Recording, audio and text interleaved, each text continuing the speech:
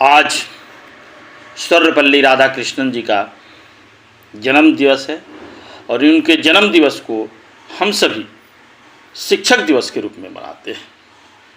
5 सितंबर 1888 को तमिलनाडु के चित्तूर जिले के तिरुतनी ग्राम में जन्मे देश के दूसरे राष्ट्रपति डॉक्टर सर्वपल्ली राधाकृष्णन के शिक्षा शास्त्री, दार्शनिक, राजनयिक और राजनेता समेत कई परिचय हैं, पर उनकी हार्दिक इच्छा थी कि इनमें उनका शिक्षक का परिचय सर्वोपरि है। इसलिए उनकी इच्छा उन्होंने जताई थी कि हमारे जन्म दिवस को शिक्षक दिवस के रूप में मनाया जाए। इस अवसर पर उनके व्यक्तित्व की धीरता एवं गंभीरता की चर्चा तो खूब की जाती है, पर सहजता और हाजिर जवाबी को भुला दिया जाता है।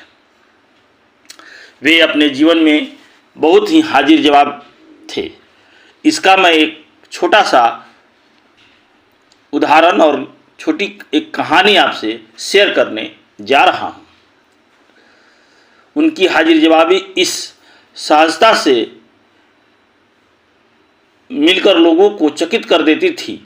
एक बार वे एक ऐसे अंग्रेज विद्वान के अतिथि बने जो खुद को भारतीय जीवन दर्शन से बहुत प्रभावी बताता था, लेकिन अंग्रेज होने के अभिमान से मुक्त नहीं हो पाया था।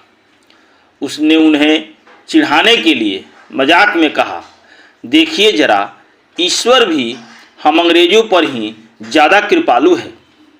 उसने हमको तो इतना सुंदर रूप प्रदान किया है, लेकिन आप लोगों को उतनी सुंदर रूप प्रदान नहीं किया।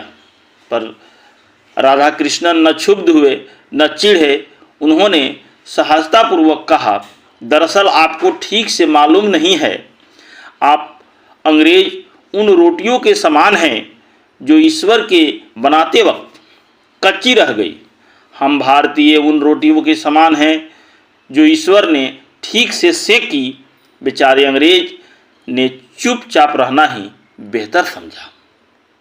ये हमारे प्रथम उपराष्ट्रपति डॉक्टर सर्वपल्ली राधाकृष्णन जी के हाजिर जवाबी का सटीक उदाहरण है। वे अपने जीवन में जिनसे मिले बहुत सहजता से मिले, सहज भाव से मिले, लेकिन उनके व्यवहार से न कभी क्षुब्ध हुए न विचलित हुए और उनको उन्हीं की भाषा में साफ और स्पष्ट जवाब दिए। इस तरह उनके हाजिर जवाबी के बहुत से किस्से प्रचलित हैं। अपने जीवन, अपने शिक्षक जीवन और अपने शिक्षक होने पर उन्हें जो स्वाभिमान था, वे उसे परंपरा में बदलना चाहते थे। उनकी संतानें भी शिक्षक बने। उनके बेटे सर्वपल्ली गोपाल शिक्षक ही बने थे। उन्होंने अपने पिता का जीवन वृत्त भी लिखा।